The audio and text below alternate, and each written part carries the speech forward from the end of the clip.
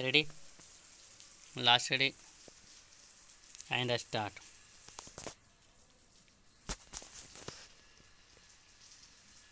अजीत पवार के नेतृत्व में बगावत न केवल राष्ट्रवादी कांग्रेस पार्टी के प्रमुख शरद पवार के लिए एक बड़ा झटका है, बल्कि महाविकास आघाड़ी के लिए भी यह विपक्षी एकता के लिए भी एक बुरी खबर है।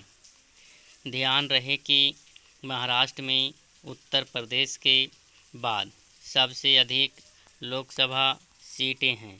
अजीत पवार इसके पहले भी चाचा शरद पवार से विरोध करके भाजपा के साथ गए थे और गुपचुप तरीके से उप मुख्यमंत्री पद की शपथ भी ली थी, लेकिन किन्हीं कारणों से चंद घंटों के अंदर ही वापस लौट गए थे। इस बार इसके कोई असर नहीं, क्योंकि उनके साथ राक्पा के कई अन्य विधायकों ने भी शिंदे सरकार में मंत्री के रूप में शपथ ले ली है। इसके अतिरिक्त उप मुख्यमंत्री पद की शपथ लेने वाले अजीत पवार दावा कर रहे हैं कि वह असली राक्पा है और उनके साथ अधिसंख्य विधायक हैं।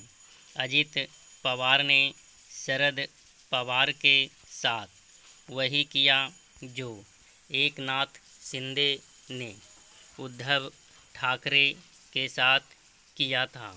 भले ही शरद पवार अपनी पार्टी को फिर से खड़ा करने का दम भरे, लेकिन अब इसकी संभावना बहुत क्षीण है, क्योंकि एक तो उनकी उम्र हो गई है और दूसरे वह पुत्री मुँह से ग्रस्त हैं। अजीत पवार चुप नहीं बैठेंगे, इसका आभास उन्हें उसी दिन हो जाना चाहिए था जिस दिन उन्होंने बेटी सुप्रिया सुले को राष्ट्रीय कार्यकारी अध्यक्ष बना दिया था। ऐसा करके उन्होंने अजीत पवार को किनारे करने का ही काम किया था। राक्पा में फूट कोई नई अनोखी बात नहीं। परिवारवादी दलों में ऐसा होता ही रहता है।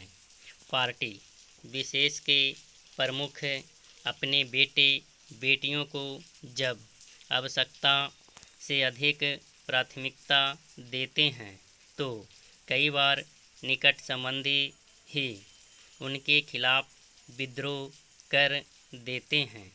महाराष्ट्र में ही बाला साहब ठाकरे के भतीजे राज ठाकरे ने इसीलिए बगावत की थी, क्योंकि उन्होंने बेटे उद्धव ठाकरे को पार्टी की बागडोर सौंपने का फैसला कर लिया था। एक समय समाजवादी पार्टी में शिवपाल यादव भी अलग रहा, पर चलने के लिए विवश हुए थे। तेलुगु देशम पार्टी में भी ऐसा हो चुका है। चंद्रबाबू नायडू ने ससुर एन.टी. रामाराव का तख्ता पलट दिया था।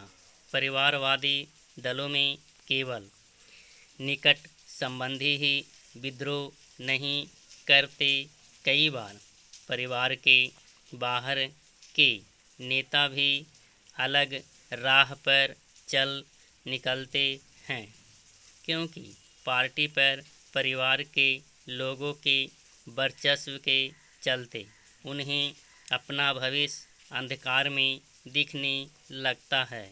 इसका एक उदाहरण एकनाथ शिंदे हैं।